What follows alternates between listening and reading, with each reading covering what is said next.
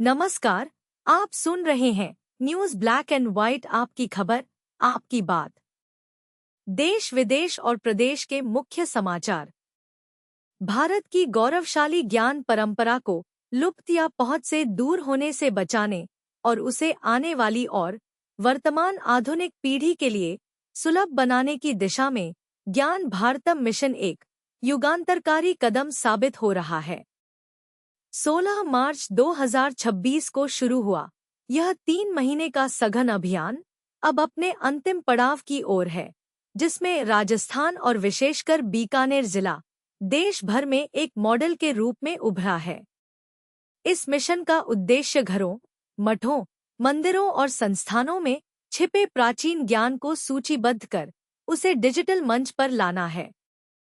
कोटा के सरकारी medical college नए अस्पताल से आई दिल दहला देने वाली खबर ने पूरे राजस्थान के स्वास्थ्य तंत्र को हिला दिया है।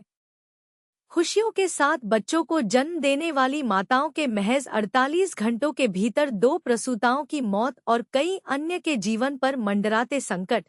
अस्पताल में कुल 12 प्रसव हुए, जिनमें से 10 सिजेरियन थे। सर्जरी के कुछ ही समय बाद 6 महिलाओं की स्थिति तेजी से बिगड़ने लगी। मरीजों में अचानक किडनी फेल होना, रक्तचाप का खतरनाक स्तर तक गिरना और प्लेटलेट्स की संख्या में भारी कमी जैसे लक्षण देखे गए। घटना की गंभीरता को देखते हुए राजस्थान सरकार ने तत्काल कड़े कदम उठाए हैं। कोटा के मुख्य चिकित्सा एवं स्वास्थ्य अधिकारी डॉक्टर नरेंद्र नागर ने बताया कि मरीजों को दिए गए ग्लूकोज, एंटीबायोटिक्स और इंजेक्शन की पूरी आपूर्ति को राज्य भर में रोक दिया गया है। ये दवाएं Rajasthan medical services corporation limited के माध्यम से खरीदी गई थी। विशिष्ट बैचों के स्टॉक को सीज कर फॉरेंसिक जांच के लिए नमूने भेजे गए हैं। बंगाल चाय श्रमिकों ने भाजपा के सच्चे बदलाव के वादे पर अपनी मुहर लगाई है। इस प्रचंड जनादेश ने यह साबित कर दिया है कि उत्तर बंगाल अब राज्य की मुख्यधारा की राजनीति से अलग अपनी एक नई पहचान और राजनीतिक प्राथमिकता चुन चुका है।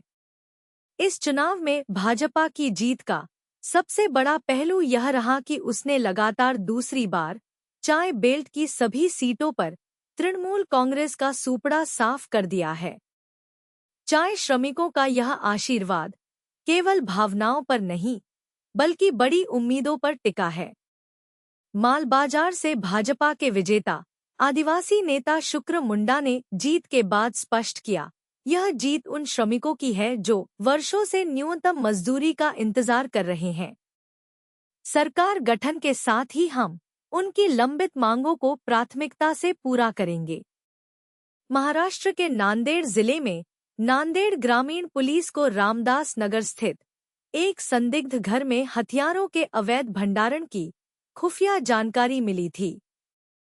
इस इनपुट पर त्वरित प्रतिक्रिया देते हुए इंस्पेक्टर ओमकार चिंचोलकर के नेतृत्व में एक विशेष टीम का गठन किया गया।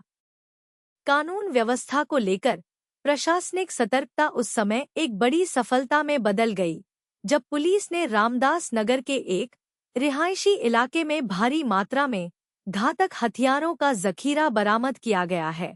छापेमारी के दौरान लगभग 4000 से 5000 तलवारें और बड़ी संख्या में देसी पिस्तौल बरामद की गईं। प्रारंभिक मूल्यांकन के अनुसार जब्त किए गए इन हथियारों की कुल कीमत लगभग 43.5 लाख रुपए आकी गई है। पुलिस ने सभी हथियारों को कब्जे में ले लिया है और उस परिसर को सील कर दिया गया है।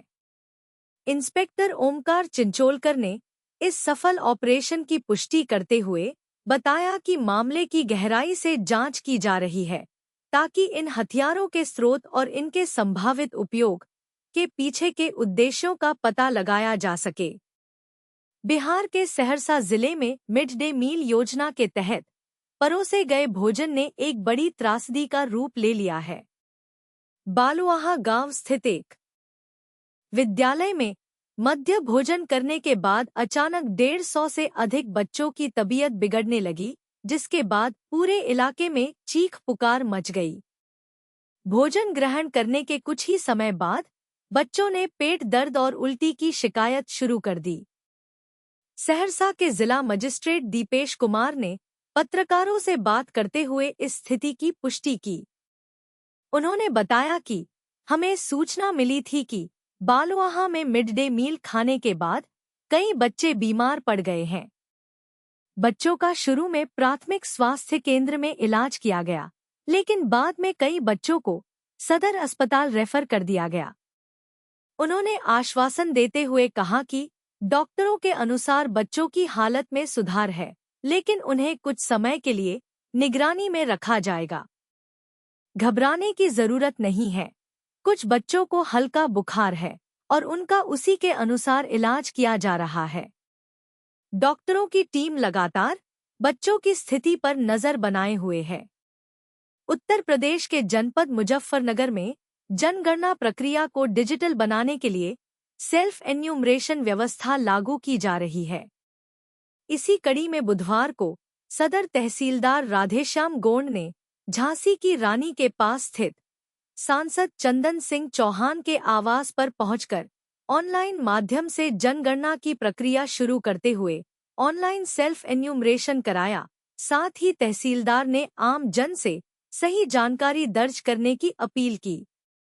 नई मंडी कोतवाली क्षेत्र स्थित नवीन मंडी में बुधवार रात बारदाने की दुकान और गोदाम में भीषण आग लग गई।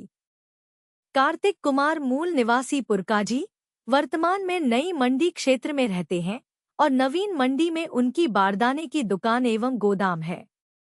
बुधवार रात दुकान बंद करने के बाद वह घर चले गए थे।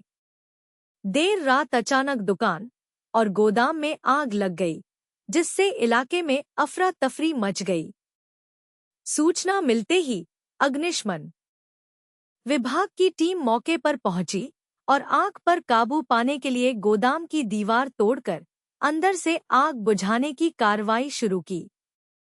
आग की गंभीरता को देखते हुए दमकल विभाग ने अपनी 4 गाड़ियों के अलावा पेपर मिलों से पानी के 2 टैंकर भी मंगवाए।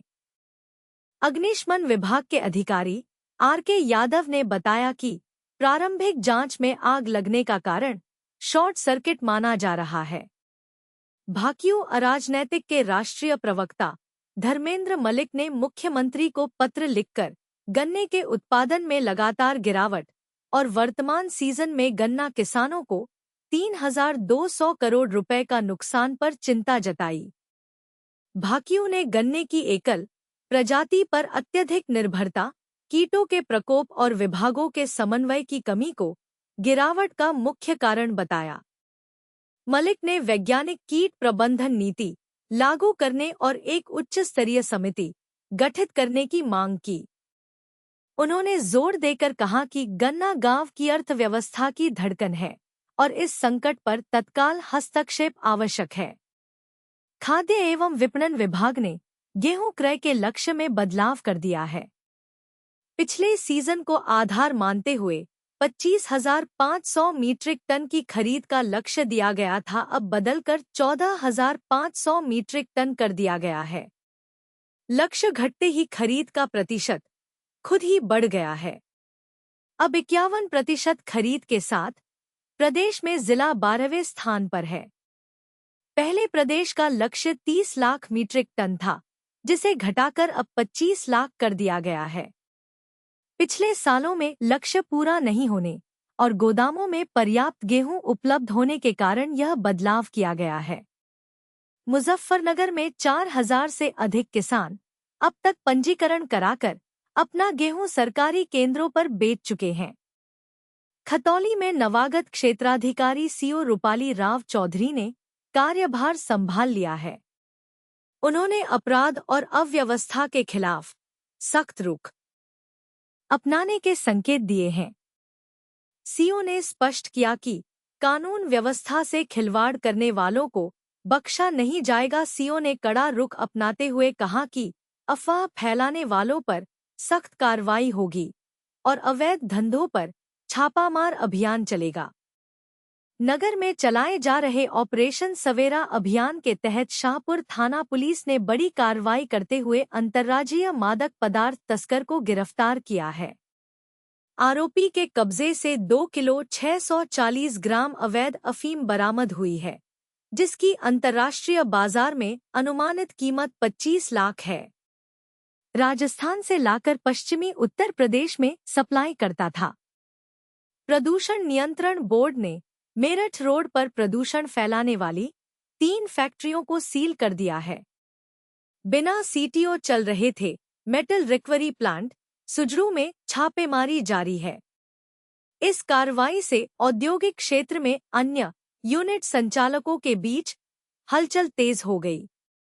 नगर में दिल्ली देहरादून नेशनल हाईवे 58 पर सड़क हादसों और मौतों को नियंत्रित करने के लिए पुलिस और भारतीय राष्ट्रीय राजमार्ग प्राधिकरण ने मिलकर एक हाईवे आर्मी का गठन किया है।